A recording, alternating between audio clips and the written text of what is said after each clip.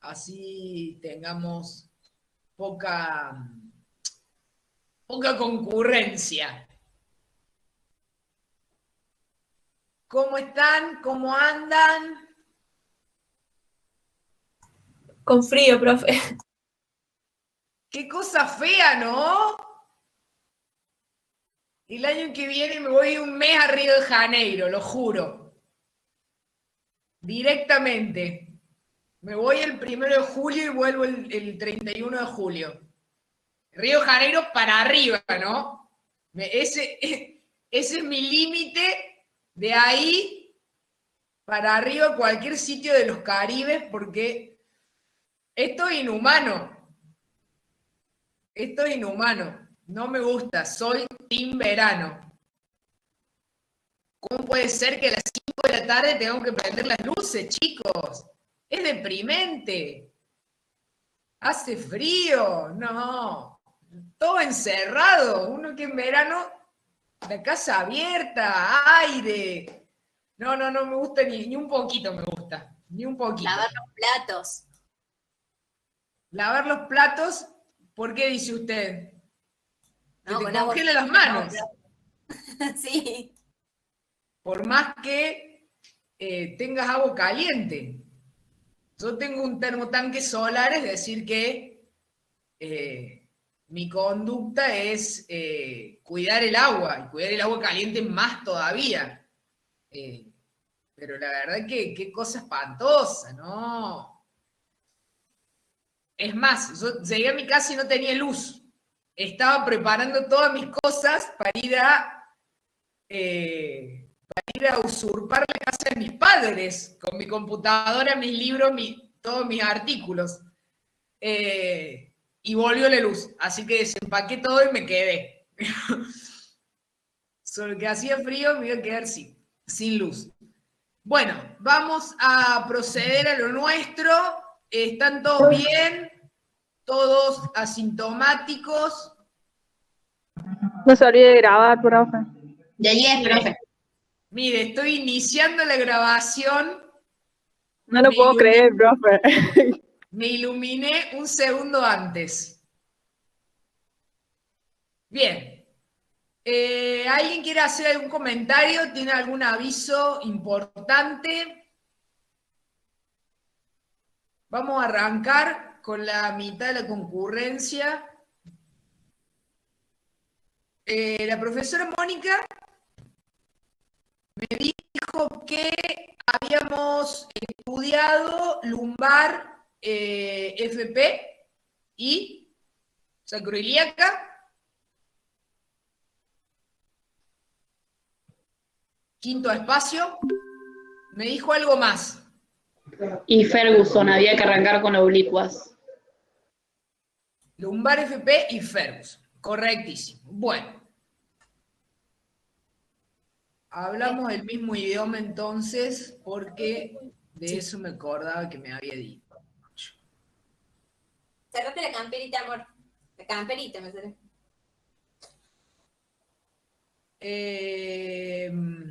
Vamos nomás, entonces,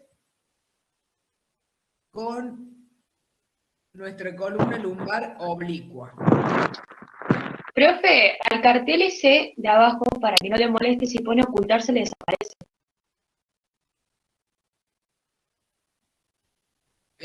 Ocultar. Bueno, perfecto, ahí estamos. Yo lo suelo dejar por las dudas, no me dé cuenta de que me quedé sola. De que se me dejó de compartir por algo. Bien, nuestra columna lumbar oblicua. Perfecto. Para comenzar, podríamos recordar nuestra vértebra lumbar tipo, ¿sí? Nuestra vértebra lumbar tipo. Que ustedes pensarán que yo soy una aburrida, pero voy a insistir hasta que me llegue la carta de jubilación, para lo cual me faltan tantísimos años, porque soy muy joven. Así que espero que todos la recordemos, una vértebra lumbar típica, con su cuerpo por delante redondeado, su agujero neural de forma triangular, ¿sí? La apófisis espinosa de forma cuadrilátera por detrás, las láminas aquí cerrando el conducto neural por detrás, los pedículos uniendo el arco neural al cuerpo por los costados, ¿sí? Y estas son las facetas articulares superiores. Obviamente, porque la vista es superior, en una vista inferior encontraríamos las carillas o facetas articulares inferiores, ¿sí? A los costados, las transversas. Entonces, ¿para qué me sirve esto? Para tener en claro que en un plano medio de la vértebra voy a tener los pedículos a ambos lados, en eje paralelo al plano medio de la vértebra, ¿sí? Aquí las láminas cerrando por detrás, dijimos el agujero neural, ¿sí? La superposición de todos los agujeros neurales formará el conducto o tubo neural, ¿sí? Entonces, si yo tengo en mi mente este esquema mental de la anatomía de las vértebras lumbares típicas, podré interpretar mucho mejor las proyecciones y las incidencias de la columna lumbar. Bien, entonces, solo para repaso, aquí tenemos nuestra columna lumbar de frente, con las 5 vértebras lumbares, ¿sí? El cuerpo de dichas vértebras, los pedículos,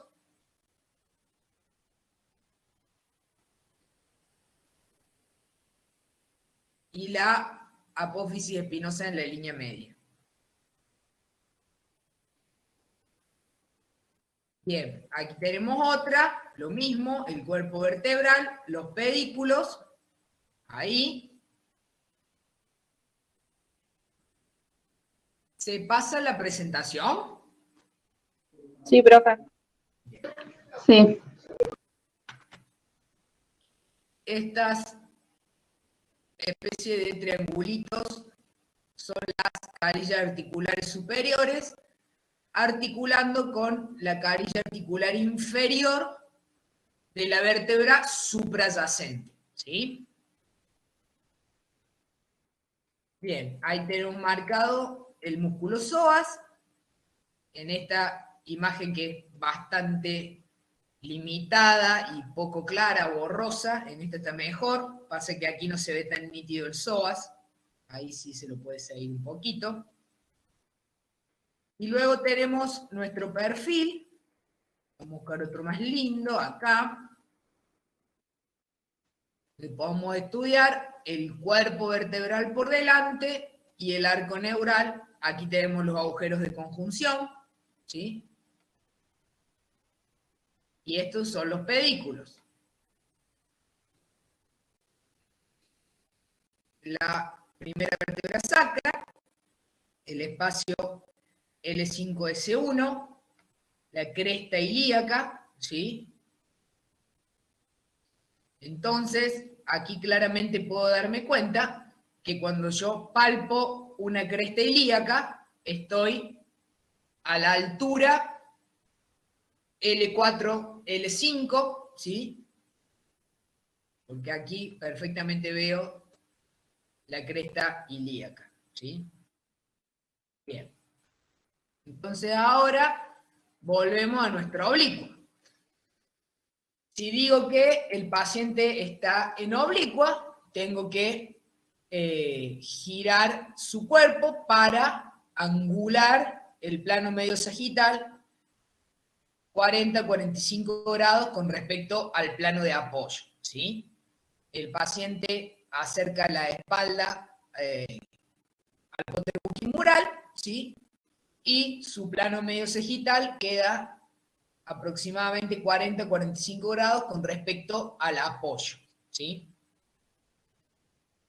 El rayo va a incidir perpendicular, ¿sí? Por encima de las crestas ilíacas, que va a ser la mitad de la columna lumbar, que es lo que yo quiero estudiar, ¿sí? Y acá me dice que mi haz longitudinal, el haz longitudinal del diafragma colimador, debe pasar más o menos a la altura de la línea hemiclavicular, ¿sí? Recordemos que las líneas hemiclaviculares son paralelas al plano medio sagital, ¿sí? También se puede decir línea mamilar, lo cual tomar el pezón o la areola como punto de referencia es bastante inespecífico porque la mama tiene muchas variantes según el sexo, según la contextura de los pacientes, según la fisiología de esa mama, así que es un reparo bastante inespecífico. Preferimos hablar de línea hemiclavicular, ¿sí? Entonces, imaginando esa línea que corre a través de la mitad de la clavícula, puedo hacerla coincidir con mi haz longitudinal, ¿sí? Para intentar ubicarme en la oblicuidad que yo le tengo que dar al paciente, ¿sí? Bien, aquí tengo mi paciente, ¿sí? Oblicuado, en este caso está apoyando el lado izquierdo, entonces estoy realizando una columna lumbar oblicua izquierda, ¿sí? Le puedo pedir que se sujete de la mesa, si lo estoy haciendo en decúbito. Si lo estoy haciendo de pie, le puedo decir que simplemente intente abrazarse, por ejemplo, cualquier maniobra que me permita levantar los brazos. Yo suelo usar mucho la técnica de decirle a los pacientes, intente abrazarse, como tomándose uno mismo de los hombros, ¿sí? Porque me parece que de esa manera se despejan bien hacia arriba los miembros superiores, ¿sí? Y el paciente continúa alineado. Por ahí si eleva mucho los brazos puede adelantar la pelvis o tomar alguna otra posición que no es la erecta estrictamente, ¿sí? Entonces suelo decirle que se abrace. En este caso de hacerlo en decúbito, es una buena técnica también pedirle que se agarre del borde de la mesa. Recordemos siempre que no es recomendable pedirle a los pacientes posiciones incómodas o poco estables que faciliten que el paciente se mueva, ¿sí? Un paciente que no está cómodo o está inestable, no vamos a dar vuelta para ir a hacer el disparo y ya se va a ver corrido, ¿sí? Vamos a ver si encontramos otra foto que nos aclare un poquito más la cuestión. No hay. Qué pobre que estamos de foto de lumbar, che.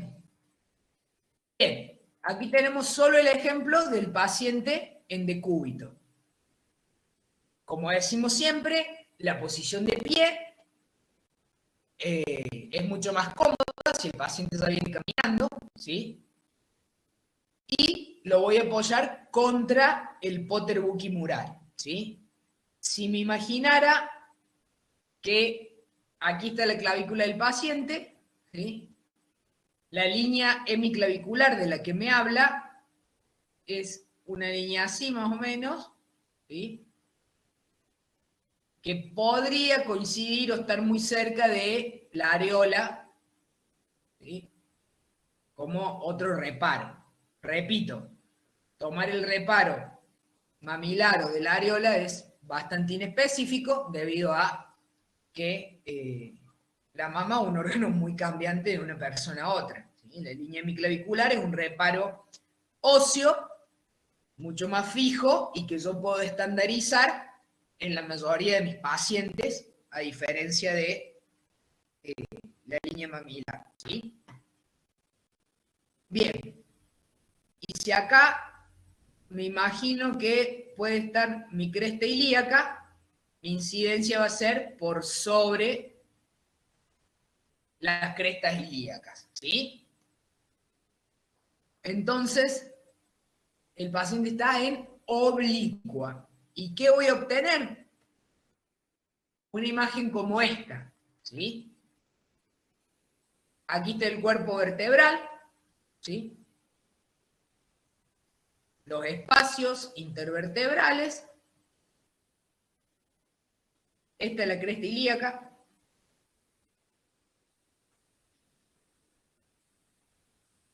Y lo que estudio es esta imagen que veo aquí, principalmente la lámina y las partes articulares de la lámina. Le damos el nombre de perrito escocés a esta imagen, que se parece bastante a un perrito. ¿Sí? Ahí tenemos el cuerpito. Si este es el hocico, esta es la orejita, ¿sí? La patita, el cuello y el cuerpo del perrito, ¿sí? La utilidad de la radiografía no es estudiar el perrito de la Chapelle, como se suelen decirme por ahí. No. La utilidad de la radiografía es estudiar las láminas, el istmo de la lámina y las apófisis y las articulaciones interapofisiarias, ¿sí? Que nosotros radiológicamente se proyecte la sombra de un perrito y así nos sirva para estudiar, son dos pesos apartes, ¿sí? No es que yo voy a hacer la lumbar oblicua para estudiar el perrito de la Chapelle, no. Lo hago para estudiar la lámina y el istmo de la lámina. También las articulaciones interapofisiales, ¿sí? Que lo estudiemos como la morfología de un perrito, porque así se proyecta, es un esquema mental que nos hacemos nosotros y que nos facilita el estudio, ¿sí? Pero no es que sirva para eso. Bien, acá lo tengo al perrito esquematizado para que lo podamos estudiar, ¿sí? Entonces, el ojo del perro es el pedículo, el hocico es la apófisis transversa. La orejita dijimos que es la articular superior, ¿sí? El cuello del perro es el istmo de la lámina o la pars articularis, ¿sí? La pata es la articular inferior. Y el cuerpito es la lámina, ¿sí? Entonces, el istmo de la lámina es la porción de la lámina entre las apófisis superior e inferior, ¿sí? Una región muy vulnerable donde la vértebra suele fracturarse o romperse, ¿sí? Y eso me provoca dolor. Si se rompe la lámina de ambos lados, puede producir un desplazamiento de la vértebra, ¿sí? Entonces, eso es lo que se estudia en una lumbar oblicua, ¿sí? Vamos a buscar, aquí tenemos el estudio completo. Entonces, es un estudio bilateral, ¿sí? Siempre voy a hacer ambas oblicuas. Voy a hacer la oblicua derecha y la oblicua izquierda. Recordemos que la oblicua va a tomar el nombre, ¿sí?, del lado que el paciente apoyó. Entonces, aquí tengo la marca derecha. Este paciente, ¿qué lado habrá apoyado?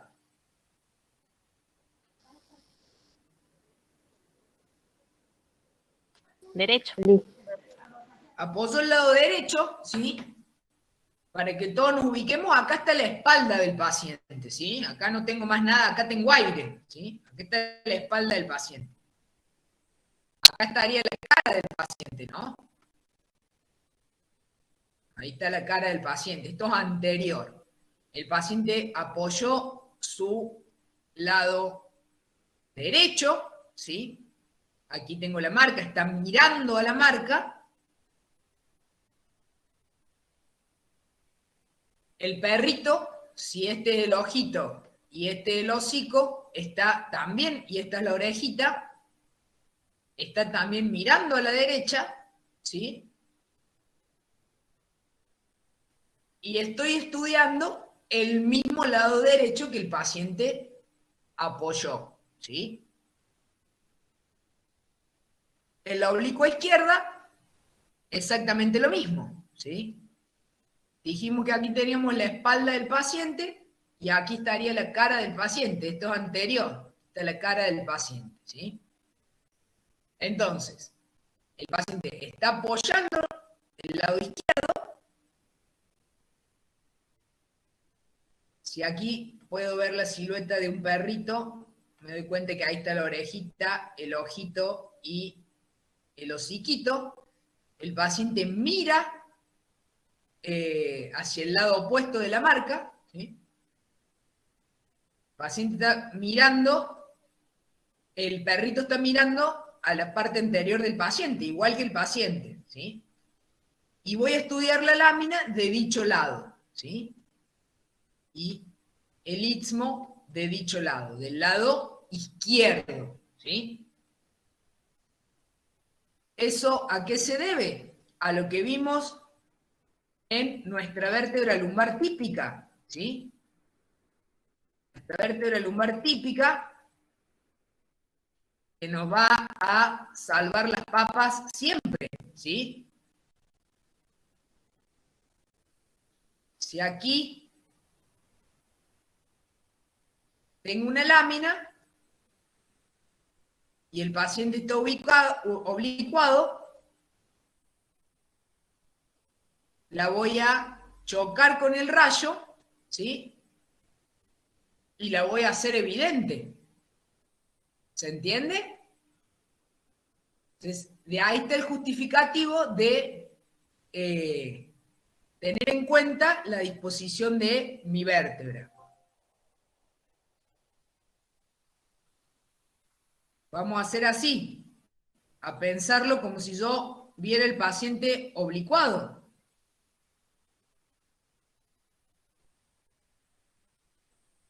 Si el paciente está oblicuado, esta es la disposición de su vértebra, ¿o no?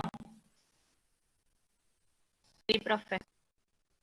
Bien, entonces,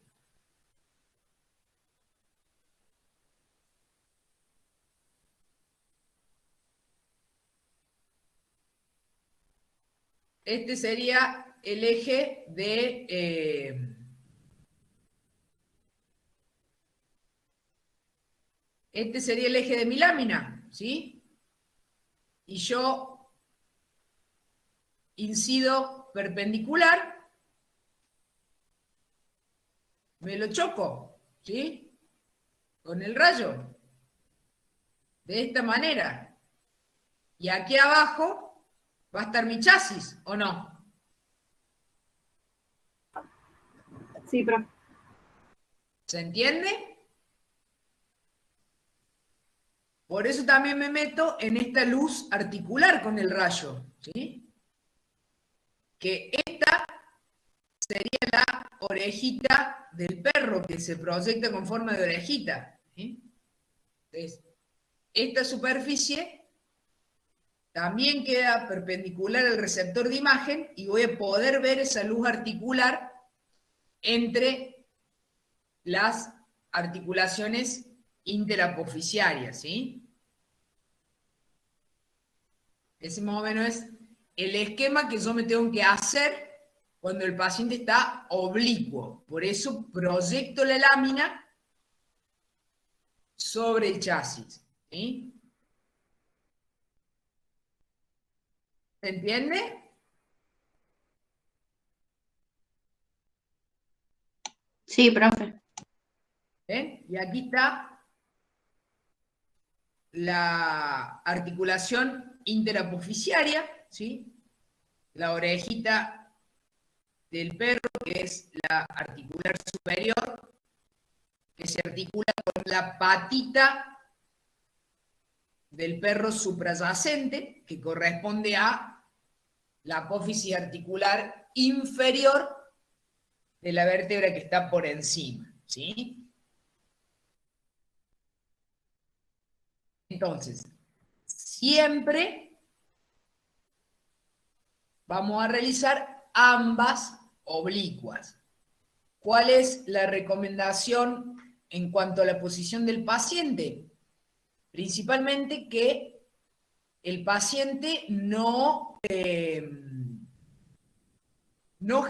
gire su cintura, ¿sí? Todo el paciente debe estar a 45 grados, es algo muy frecuente, ¿sí? Que uno le dice al paciente, gírese un poquito para su derecha, ¿sí? Y el paciente puede girar solo la cintura, o hacer un movimiento de cintura. Eso no me sirve, ¿sí? Eso no me sirve. Todo el paciente debe estar en posición oblicua, porque si no debe tener vértebras rotadas, sobre todo arriba, ¿sí? Esta que vimos acá es la posición. Todo el paciente está alineado, ¿sí? Desde su cintura escapular hasta su cintura pelviana. No es que tenga que girar la cintura. Eso no lo tiene que hacer porque no va a estar estrictamente en oblicua. Y si agarro en oblicua las vértebras inferiores, las superiores no van a estar con el mismo grado de oblicuidad y viceversa, ¿sí? Entonces, todo el plano del paciente tiene que estar con el mismo grado de oblicuidad, ¿sí? ¿Qué me puede pasar? Varias cosas me pueden pasar. Como por ejemplo,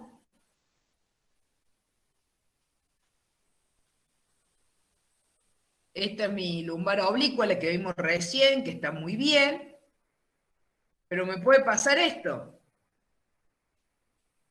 ¿Qué error cometí acá? ¿Qué me pasó acá?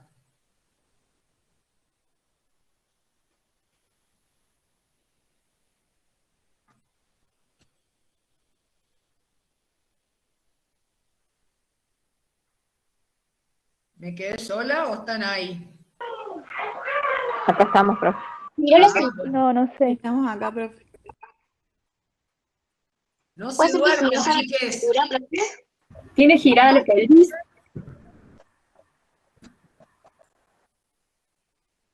A mí me da la sensación que de la oblicua me fui casi a la posición más paralelo. tirando- exactamente, más como hacia un perfil, ¿sí?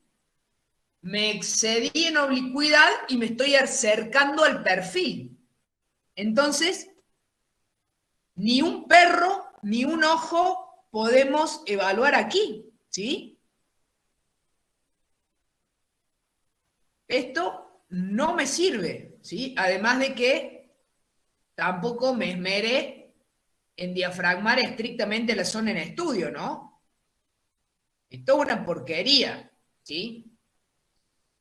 Porque lo único que yo necesito de rayos es esto nada más. Todo esto que está aquí, que es un montonazo, me está haciendo rayos dispersos sobre mi región de interés, que es la columna lumbar, ¿sí? La columna lumbar es la porción más espesa del cuerpo, ¿sí? Donde más espesor tenemos. Los delgados o los más gruesos y anchos, tenemos nuestro mayor espesor en la región lumbar, ¿sí? Y ni hablar si hablamos de perfil, de lado a lado. Esa es nuestra parte del cuerpo más espesa, con mayor espesor. Entonces, necesito rayos para pasar, para atravesar esa región de más espesor, ¿sí? Entonces son muchos rayos los que yo necesito para la columna lumbar. Si tengo más rayos, tengo disparos más largos. Incremento movimientos respiratorios, movimientos involuntarios, ¿sí? Y deterioro en mi imagen. Todo esto me da rayos dispersos que van a caer a mi chasis y hace que mi imagen se quede toda gris, ¿sí? Si yo, con estos mismos valores, diafragmo estrictamente a la región de interés, les puedo asegurar que ópticamente voy a tener una diferencia considerable, una diferencia importante. Diafragmar es mi obligación siempre, por radioprotección al paciente, por radioprotección para mí y por la calidad de mi imagen, ¿sí? En la columna lumbar, el punto 3 es recontra importante, la calidad de la imagen, ¿sí? Por la cantidad de rayos que me requiere una columna lumbar. Ni hablar si el paciente tiene sobrepeso o es obeso, ¿sí? Si usted no diafragma en un paciente con mucho espesor, con un abdomen muy prominente, olvídese de la calidad de imagen, ¿sí? Va a obtener una radiografía completamente gris, ¿sí? Completamente gris. Si usted con esa misma cantidad de rayos diafragma estrictamente a la región de interés, a lo mejor gana un montón sin dar más rayos, ¿sí? Porque llega un momento que usted da más rayos, pero lo único que hace es oscurecer el nivel de gris. No es que logre contraste. Y lo que necesitamos es contraste para saber qué está pasando en ese hueso, ¿sí? Bien, y acá tengo la que es correcta. El mismo paciente, ¿sí? Hice esta radiografía, espantosa, sin diafragmar, no logré la oblicuidad que quedaba, repetí, ¿sí? Diafragmé, miren acá veo el haz del colimador, ¿sí? Acá no lo veo, pero debería estar aquí, ¿sí? Diafragmé, oblicué correctamente al paciente, y miren cómo aquí tengo mis perros, ¿sí? Aquí está la lámina, aquí está la patita delantera, aquí está el ojito, ¿sí? Es el mismo paciente. Ahora miremos la diferencia del caso de recién. Mismo paciente, ¿sí? Mismo paciente. Radiografía mal hecha, ¿sí? Me excedí en la oblicuidad, casi que me voy hacia un perfil, ¿sí? Y omití diafragmar. Miren cómo gano cuando la posición y el diafragmado es el correcto, ¿sí? ¿Qué les parece? ¿Pueden visualizar la diferencia? ¿Pueden ubicar la silueta del perrito? Sí, profe. Profe. Sí, profe. Ópticamente se dan cuenta del brillo y el contraste de estos cuerpos vertebrales comparado con estos. Sí, también. Perfecto. Eso lo logré con un buen posicionamiento y diafragmando. Es muy importante la región lumbar, ¿sí? ¿Lo podemos marcar de nuevo el perrito? Sí.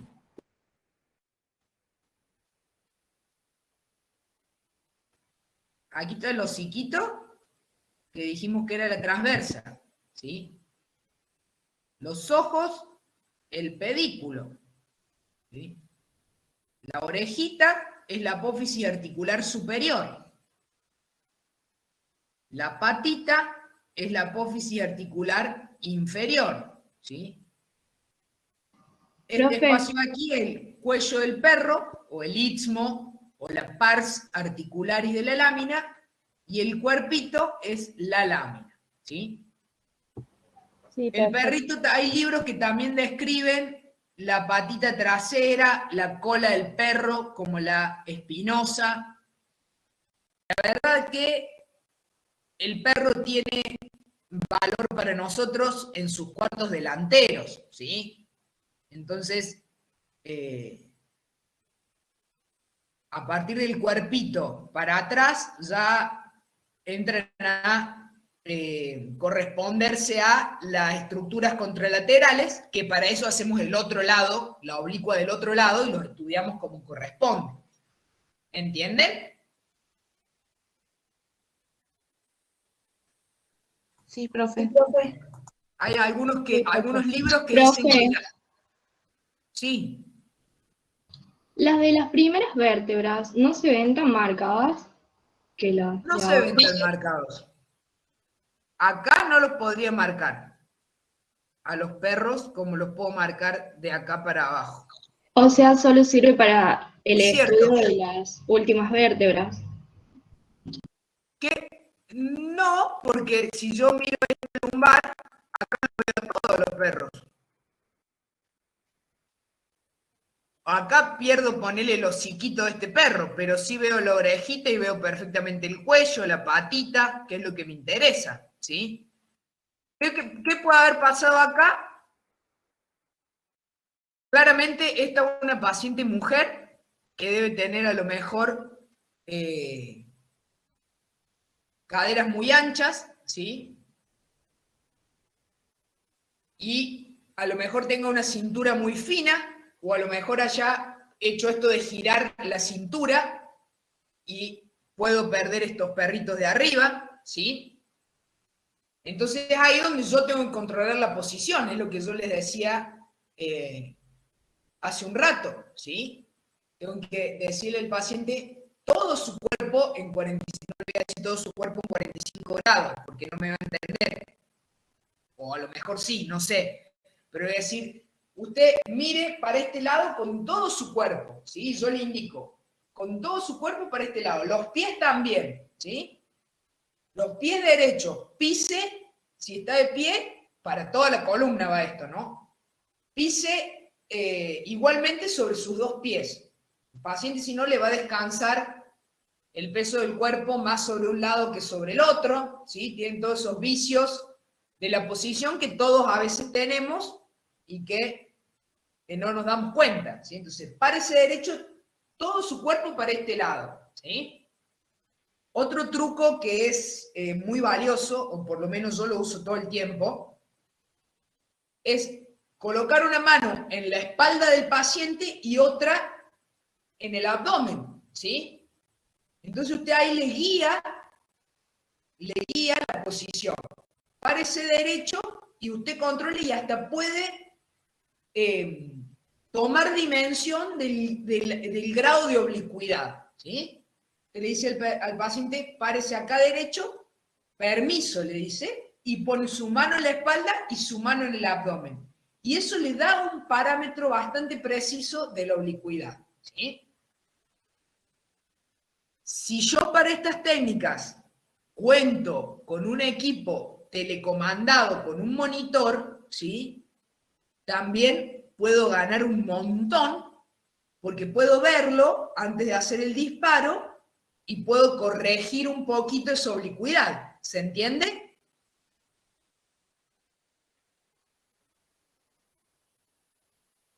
Profe, Sí. tal vez ha tenido la experiencia de que ha llegado cuando usted estaba de guardia un paciente que ha tenido mal de Parkinson y sabemos que las técnicas, cualquiera fuera, desde cráneo, miembros superiores, inferiores, columna, tiene que estar siempre la paciente que tenga casi cero movimiento. ¿Cómo se hace en este caso?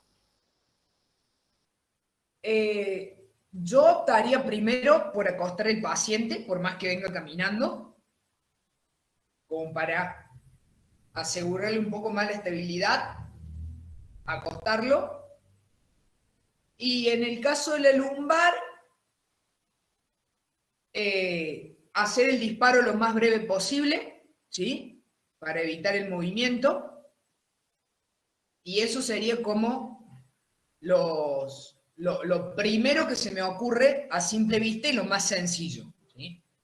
Si fuera una lumbar, lo acuesto al paciente, porque seguramente que va a tener más estabilidad, y usar el disparo más corto que yo pueda, ¿sí? Si el paciente es delgado, estoy sobrada, ¿sí? Porque no necesito tanto rayo para atravesarlo. Pero yo hago mucho hincapié en esto, porque como le repito, la región lumbar es nuestra parte de mayor espesor, ¿sí? Y también varía mucho de uno a otro. Y para una lumbar lateral, debo dar bastantes rayos y los disparos suelen ser más largos.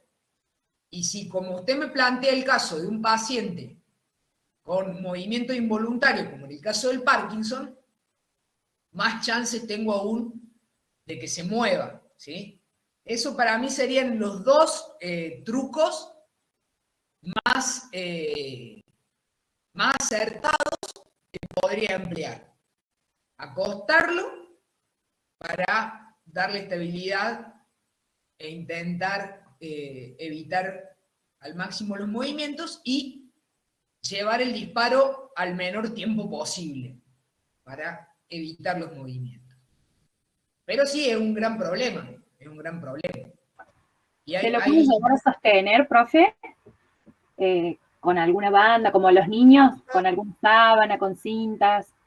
Sí, si tuviera algún saco de arena, se lo puede poner, por ejemplo, en una lumbar lateral, bien arriba por sobre el tronco. Si tiene un familiar que le sostenga las caderas y la parte superior del tronco, también puede aportar. Sí, claramente que sí. Hay aparatos que sí tienen bandas radiotransparentes, que hasta algunas se pueden hasta enganchar en los costados y sujetar al paciente también. Incluso ese tipo de bandas las he visto también para aplanar el volumen de los pacientes. Por ejemplo, un paciente con un abdomen muy prominente, ¿sí? Si contáramos con un accesorio como una faja radiotransparente que disminuyera el espesor del abdomen, fantástico, también se puede utilizar, ¿sí? Pasa que muchos de estos accesorios, con el tiempo y con el uso, o se rompen, o se pierden, o se desgastan, y bueno, terminamos quedando cara a cara con el paciente, el problema, y bueno, y debemos resolver, ¿sí? Es la realidad misma. Yo hablo por el medio en el que yo estoy, los servicios en los que yo estoy o he estado, pero pasa en todos, ¿sí? Porque si tenés un servicio como un servicio chico, un servicio de diagnóstico por imágenes chico, mínimamente tiene entre 10 o 12 o 13 o 14 profesionales trabajando, todos los días, las 24 horas, como chico, ¿sí? Como hablando de un centro más o menos chico. Entre toda esa maroma de gente, las cosas se van perdiendo, se van rompiendo y nadie termina sabiendo el paradero. ¿Saben las veces que subí a la terapia y encontré almohadillitas del tomógrafo nuestro, de la sala de rayos, así, porque sube el paciente con todo y después a los 15 días a lo mejor voy y recupero, lo veo a lo que perdimos, esto me falta, es mío, y me lo llevo. Entonces, pasan las mejores familias, como dice el dicho, y todo ese tipo de accesorios, como bien ustedes dijeron, como una especie de banda, es recontra útil. E indudablemente que alguna casa de equipamiento lo ha pensado, lo ha hecho y lo ofrece y lo vende. Pero bueno, con el tiempo por ahí esas cosas quedan en el camino y como tips para recordar ante la emergencia de estar cara a cara con el paciente, es ese. yo intentaría acostarlo y el menor tiempo posible, ¿sí? El menor disparo posible para evitar al máximo el movimiento. Ni hablar si la lumbar por ahí no sería problema, pero un cráneo sí ya es problema.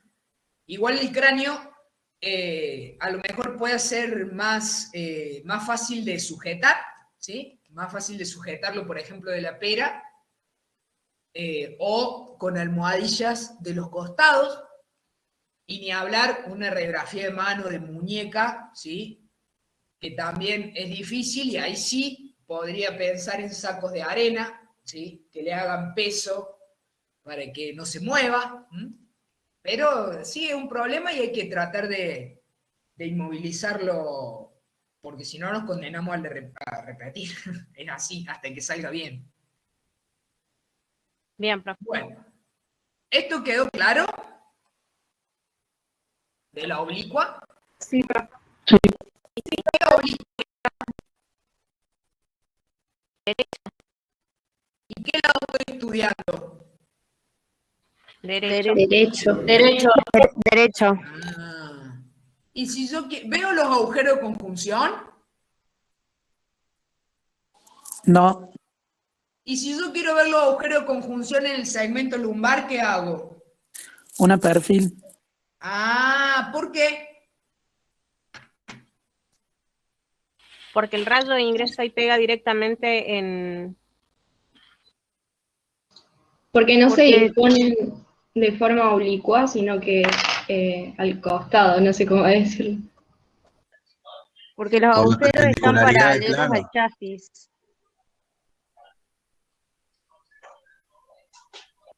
Bien. Escuché ahí, me gustó. Claro, si yo en una oblicua no me estoy chocando el pedículo de manera perpendicular con el rayo, eso lo hago en el perfil, ¿sí? ¿Por qué hago esta pregunta tramposa? Porque todos venimos con el chip de la columna cervical, ¿sí? Y creemos que para abajo seguimos con la misma cantaleta, y no es así, ¿sí? Lo que me sirve para estudiar tal estructura en el segmento cervical, pues me sirve para la cervical, ¿sí? La cervical tiene sus características propias, que se diferencian de la dorsal, que se diferencian de la lumbar. Entonces, por eso estudiamos la columna por tramos, y por eso son tan diferentes entre sí, ¿sí? Si no, tendríamos una única exposición para columna completa y fin de la historia. Y claramente no es así, no estaríamos hace 3 o 4 clases hablando de la columna vertebral, ¿sí? Entonces, cada segmento tiene sus características, y en cada segmento los accidentes óseos de las vértebras se disponen de manera diferente, ¿sí? Entonces, mi función radiológica es ir despejando la estructura que a mí me interese, ¿sí? Dependiendo su posición dentro de las vértebras. De ahí que yo insista en que volvamos al gráfico de las vértebras, ¿sí? Los que tienen vértebras en su casa o réplicas plásticas, lo que sea, es recontra útil estudiar con una vértebra en la mano para darnos cuenta más fácilmente, o simplemente volver al estudio de la anatomía, cualquier libro que hayamos estudiado, que hayamos usado en anatomía, que nos refresque la disposición de los accidentes óseos de las vértebras, ¿sí? Porque no es lo mismo, cada vértebra tiene sus características, ¿sí? Muy bien. Bueno, volvamos a la otra presentación, a ver cómo sigue, para que vayamos ordenando. Bueno, nuestra lumbar, la que vimos recién, la misma. Bien, y aquí lo tenemos graficado. El sacro, la L5, la L4, la L3, L2 y L1. ¿Sí? Esta imagen que veo acá, ¿qué les llama la atención?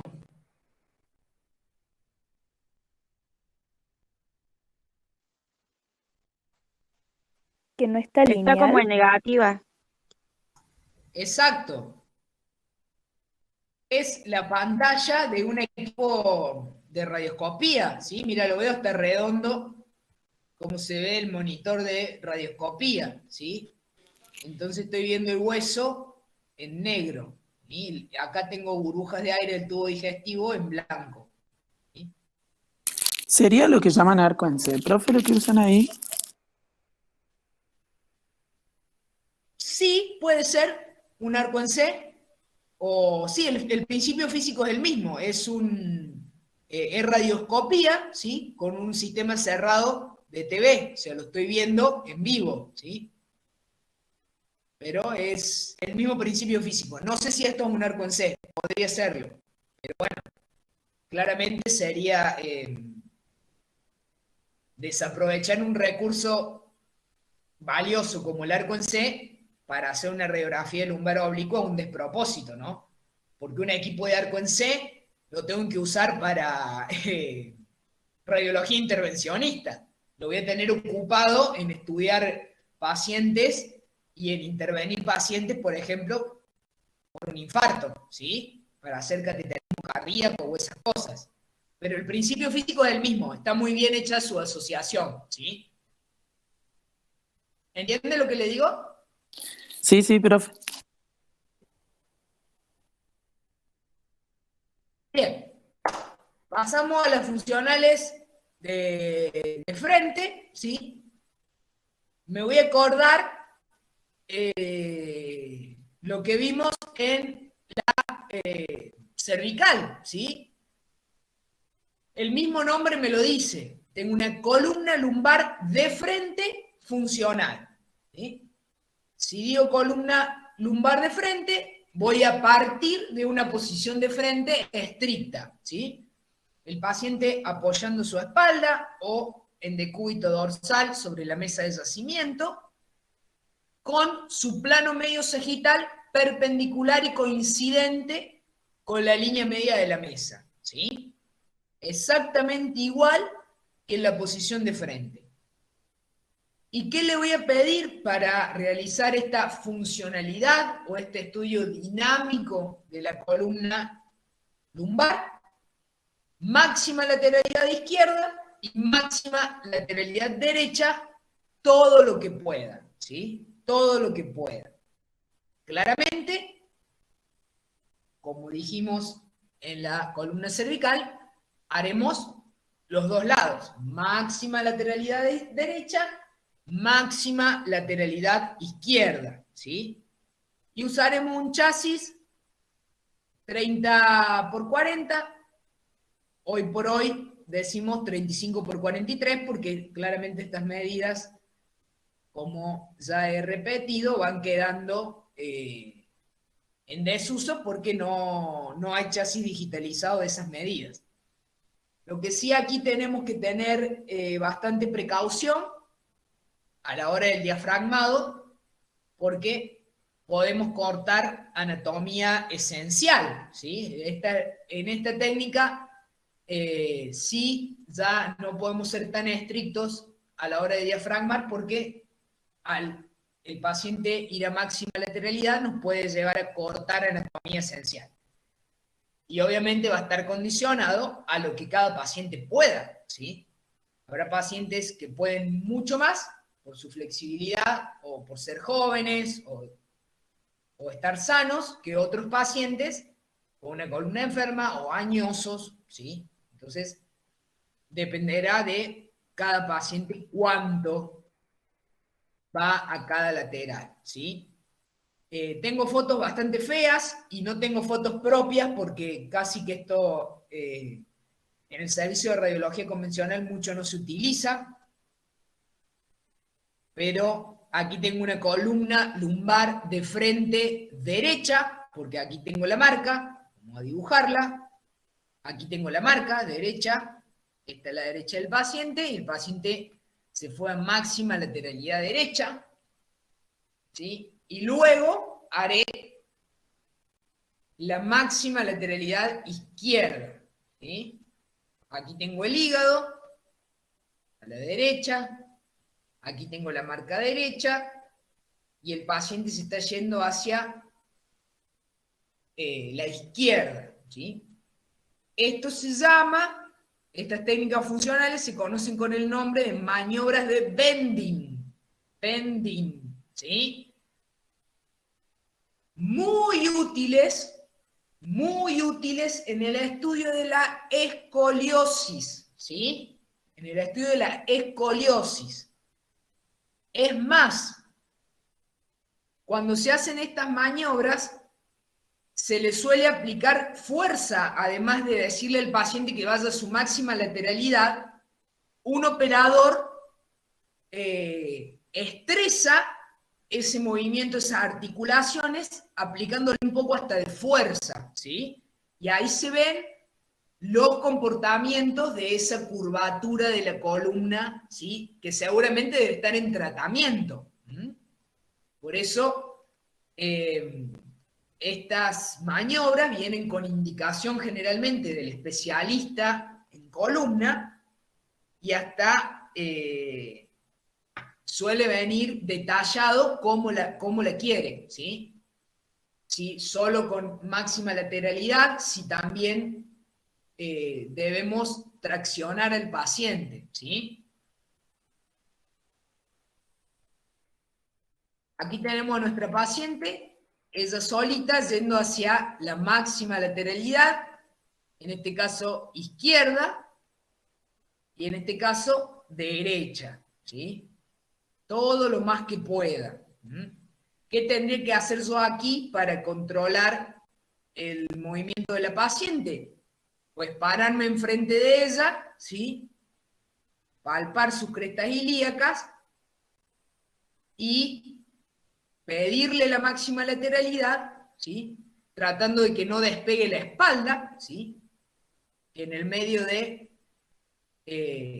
desviar y hacer la desviación lateral, no despegue la espalda ni gire su cintura para que siga teniendo un frente estricto, ¿sí? Y aquí, cuando el paciente está acostado, ¿sí? Es cuando se le suele pedir estas maniobras que yo le digo, en los que se puede colocar aquí una almohadilla y hacer presión, ¿sí? Para tratar de evaluar qué pasa con esa escoliosis, ¿sí?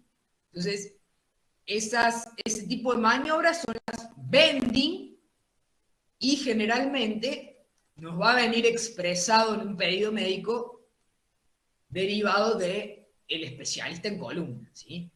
Por ahí son pacientes con cirugías por escoliosis, o con escoliosis en tratamiento, o con el uso de corset, ¿sí? Para tratar esa escoliosis. En este caso aquí tenemos una escoliosis no muy pronunciada, ¿sí? Pero ese estudio es funcional, ¿sí? Porque yo estoy sometiendo esa columna a trabajo y viendo cómo se comporta, ¿sí? Y eso obviamente va a dar información para seguir un tratamiento, claramente, ¿sí? Bueno, el tratamiento que se aplique o no al paciente está condicionado también por la información que ofrezca nuestra radiografía, ¿sí? Entonces, eso es lo que se quiere evaluar. Y acá es lo que yo le decía, no puedo ser muy estricta al diafragmar una lumbar funcional, sobre todo de frente, porque es posible que, si el paciente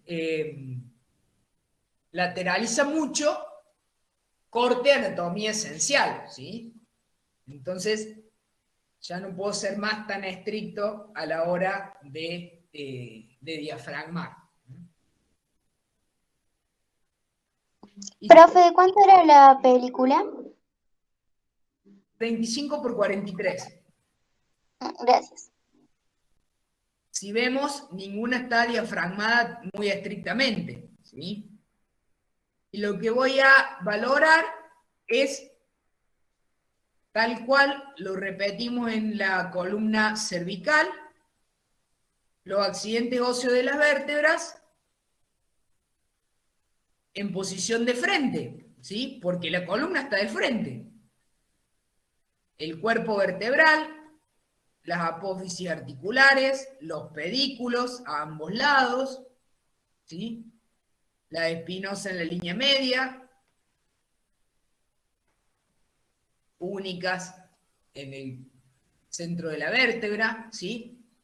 Los espacios intervertebrales, la misma anatomía y de la misma forma que yo lo encuentro en el frente, lo voy a encontrar aquí porque es una proyección de frente, ¿sí? Solamente que ahora le agrego la parte de la funcionalidad, ¿sí? El trabajo de máxima lateralidad a izquierda y máxima lateralidad a derecha, ¿sí? Obviamente que estos estudios que yo le digo que se realizan para pacientes en tratamiento por escoliosis o para evaluar una escoliosis, suelen ser usados con el espinógrafo, ¿sí? Con el aparato que me permite utilizar un receptor de imagen más grande, ¿sí? Ya sea un chasis o varios paneles continuos, ¿sí? Que me permiten en una exposición estudiar toda la columna.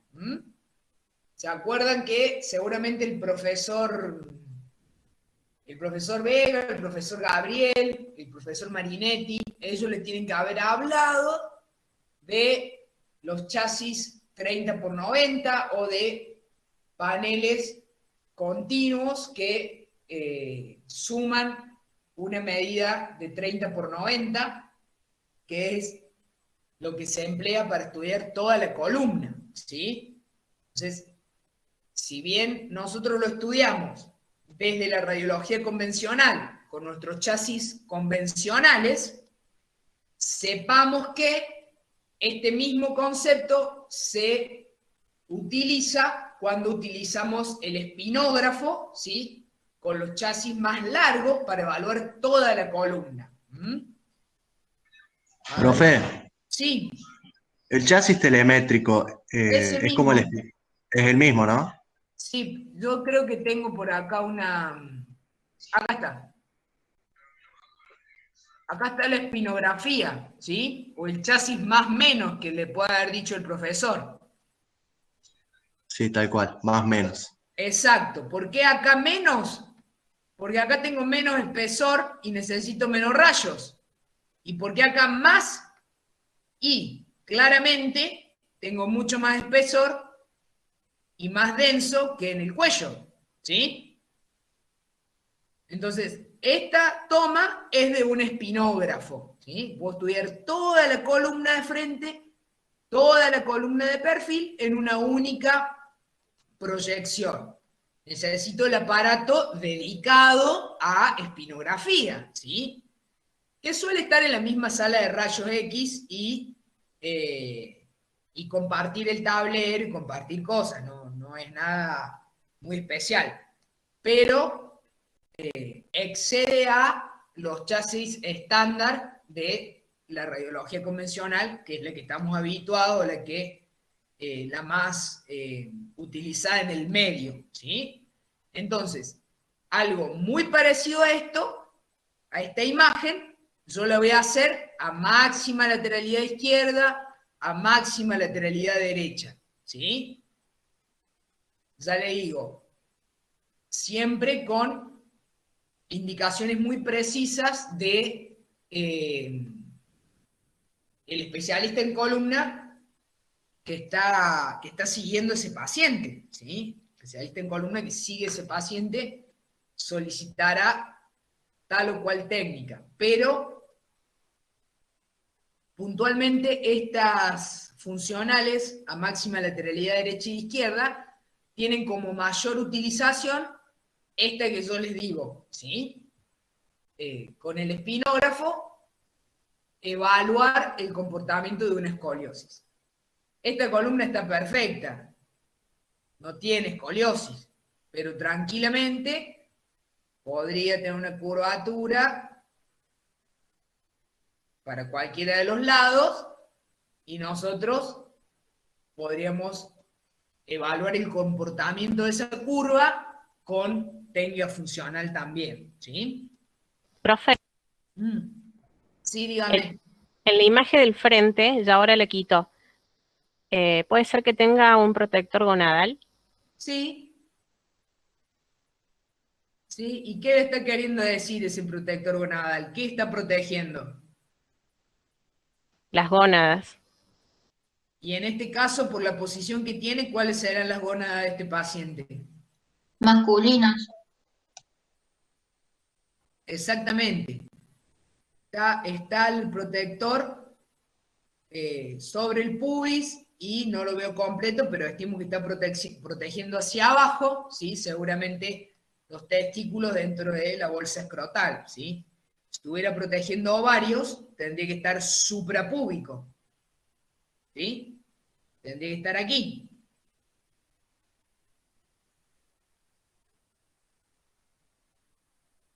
¿Queda claro? Sí.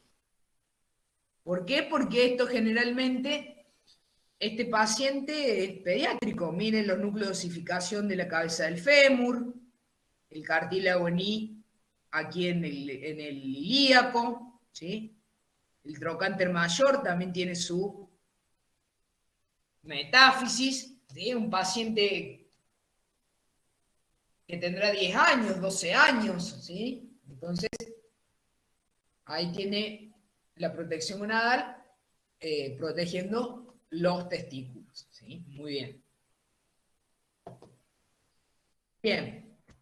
A ver, vamos a volver a nuestra presentación. Bien. Funcional de frente.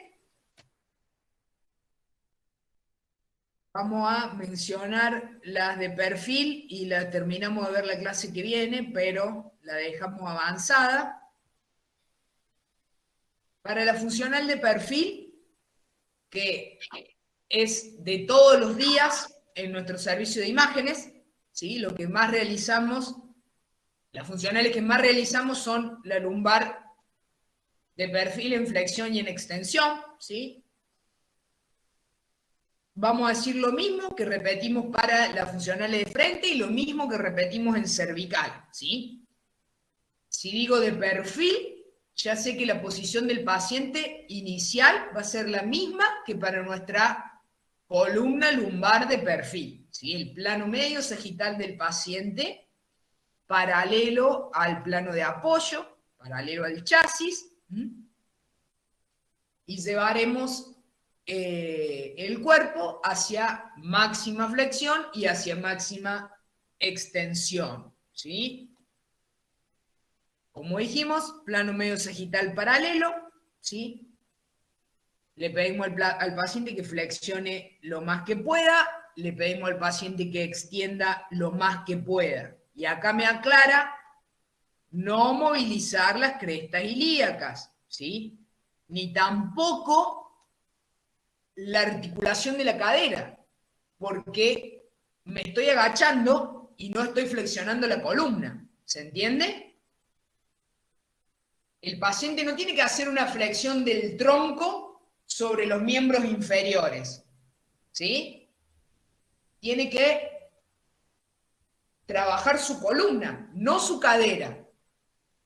Entonces, soy yo la que tengo que controlar ese movimiento, ¿sí? El paciente lleve su cuerpo hacia adelante. ¿Qué puede hacer el paciente sin saber o queriendo hacernos caso a nosotros? Y puede flexionar el tronco por sobre los miembros inferiores, lo cual no es lo deseado. Lo deseado es que flexione su columna, ¿sí? Entonces, no es agacharse ni flexionar la cadera, sino la columna. Por eso, suele ser de utilidad sentar al paciente, cosa que ya, si bien la cadera está flexionada, pero ya está fija, ¿sí? Y luego le digo que lleve su cuerpo hacia adelante lo más que pueda, ¿sí? Pero ojo, porque acá la paciente, si bien está flexionando un poco su columna, también lo está haciendo su cadera, ¿ven? Porque si aquí está su fémur, aquí está su cadera, está flexionando también la cadera, ¿sí? Entonces, no es que pueda flexionar su columna todo esto, sino que también se llevó el tronco hacia adelante y su cadera está trabajando aquí. Capaz que este paciente dé la sensación que flexiona menos, pero aquí su cadera está fija y él está intentando flexionar su columna sin llevar para adelante la cadera, sin flexionar la cadera, sin flexionar el tronco sobre los miembros inferiores, ¿sí? Entonces, ahí cuando yo le digo que usted controla la posición del paciente, puede hacerlo colocando una mano aquí en la espalda, ¿sí? Le pide permiso, coloca una mano suya en el abdomen, ¿sí? Y controla la posición del paciente. Le pide la flexión o lo acompaña en el movimiento para que el paciente interprete lo que usted desea, que no tiene por qué saberlo, ¿sí? A excepción que haya pasado por la Escuela de Tecnología Médica. Entonces, ese es un buen tip, o por lo menos el que a mí más me resulta para controlar la posición de los pacientes, es ubicar una mano adelante y otra atrás del paciente, controlar su posición y guiarlo en el movimiento que yo desee, ¿sí? Como recién plantearon, en un paciente con mucho dolor o inestabilidad o movimientos involuntarios, ¿podría hacerlo acostado?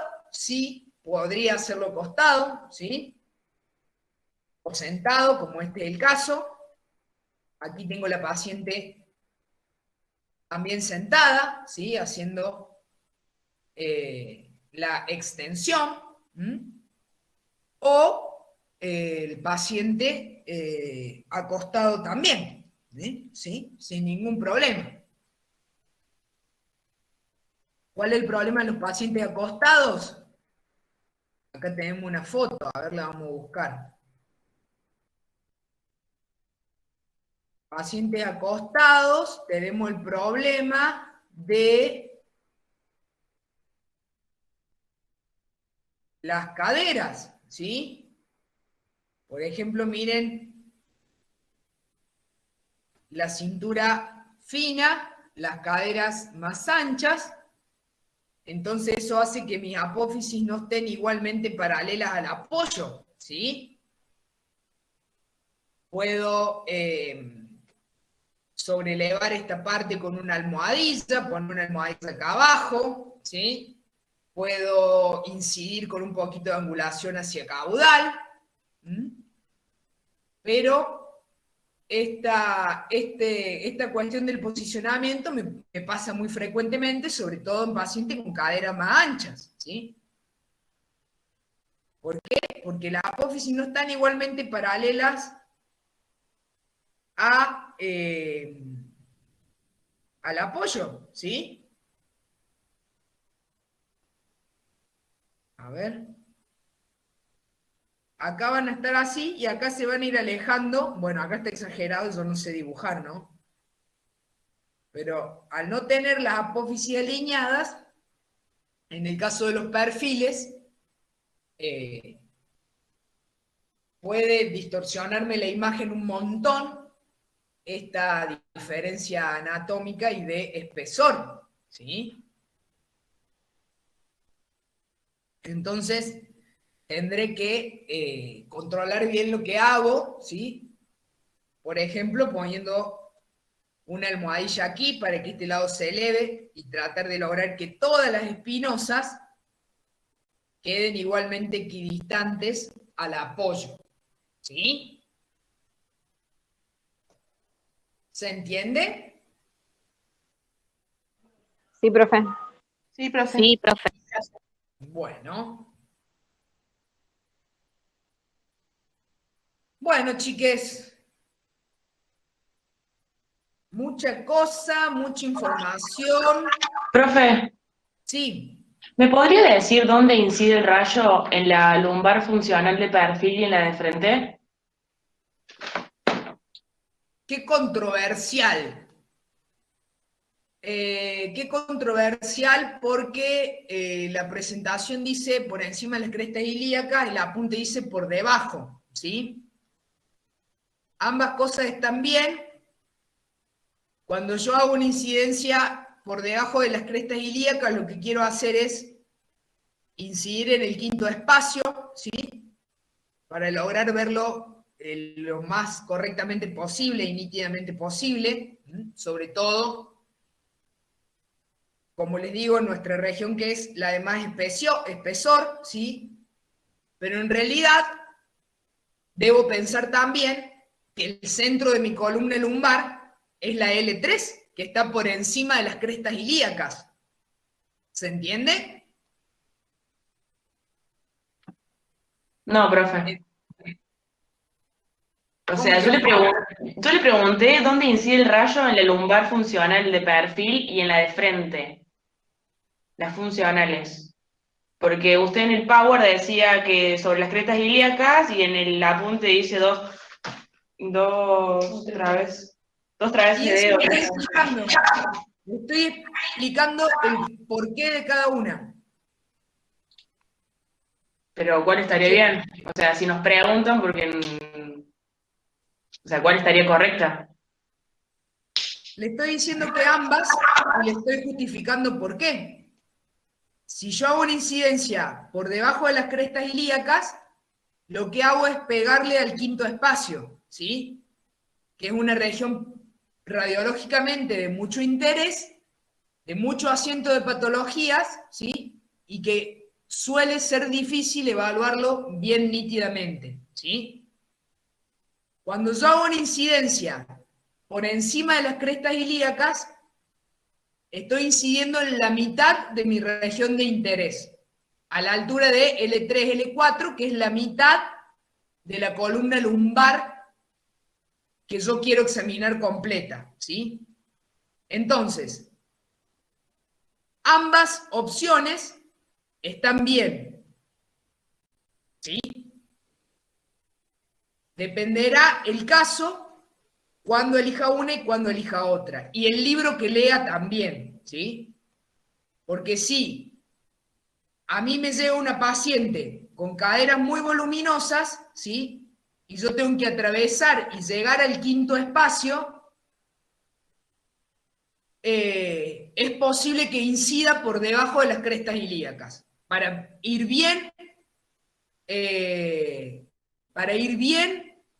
a la altura del quinto espacio, de ese espacio L5, L1, tan problemático radiológicamente, ¿sí? Y desestimaré a lo mejor un poquito la visualización superior, ¿sí? Si el paciente es un paciente con un espesor uniforme, ¿sí? Generalmente los pacientes varones suelen ser más uniformes en su espesor, ya por ahí no es tan necesario que yo descentre un poco la incidencia para irme al quinto espacio. Ese es el justificativo y ambos están bien. Y podrá leer literatura que diga una cosa y podrá leer literatura que diga otra, ¿sí? O a lo mejor su profe de trabajos prácticos se lo explique de otra manera o trabaje de otra manera y a lo mejor sea igualmente válido, ¿sí? Lo importante aquí es conocer el justificativo de cada forma de trabajo. Conociendo el justificativo de cada forma de trabajo, uno podrá optar por una o por otra, dependiendo del caso, dependiendo del paciente, y con un fundamento teórico y anatómico, ¿sí? Profe, ¿puede ser que en el pedido venga especificado ver el quinto espacio? Sí, claramente, sí. Hay muchos traumatólogos, muy bien, muy buen aporte, Celia, que en el pedido escriben con foco L5S1, ¿sí? Con foco L5S1. A ver, yo voy a presentar de vuelta porque hoy con mis alumnos de práctico estuvimos viendo un caso, si todavía hay alguno acá y no le sequé la cabeza. Acá estamos. Ahí está mi equipo. Mire aquí, equipo. Espero que no se aburran los muchachos de mi comisión.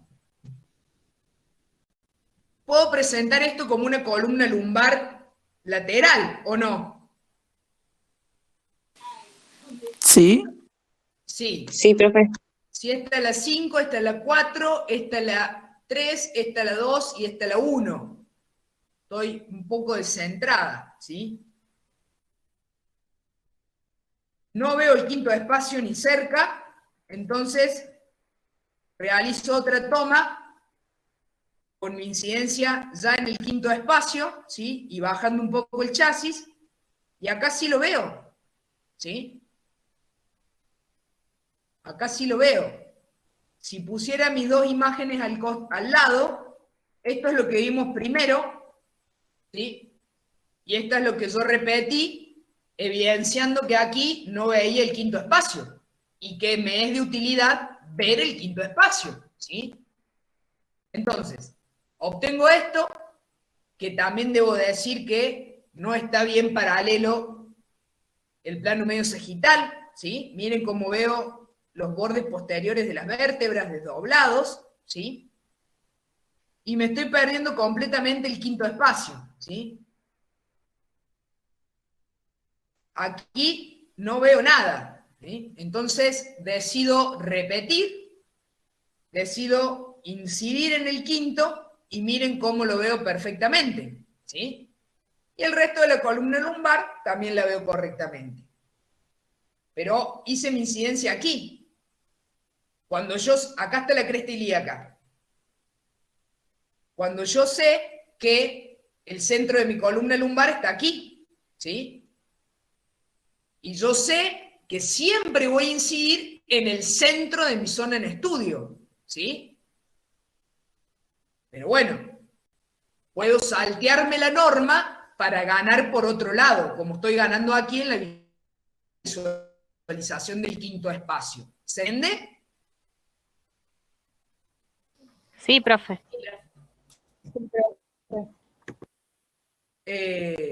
No me acuerdo el nombre de la persona que preguntó puntualmente, pero esa es mi respuesta. Sugiero también que coteje con su profe de los trabajos prácticos, ¿sí? Y bueno, mientras más voces tengamos, ustedes más van a poder formar su juicio y sacar conclusiones, ¿no? Porque yo transmito mi formación, mi forma de trabajo y a lo mejor la literatura que yo leo, ¿sí? Como les mostraba hoy, mis libros, otros profes tendrán otros libros u otra forma de trabajo u otros fundamentos que también son igualmente válidos, ¿sí? Y que les sirven a ustedes para razonar, ¿sí? Y ser ustedes por ustedes mismos y no una copia de lo que yo diga, ¿sí? Que soy quien, nadie. Solamente aprendí antes y me dedico a enseñar. Y me avala mi experiencia, que yo no se las puedo transferir a ustedes, ¿sí?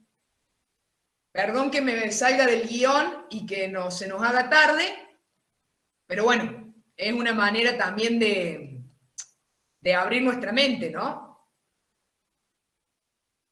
Claro, profe, sería tener un abanico de opciones.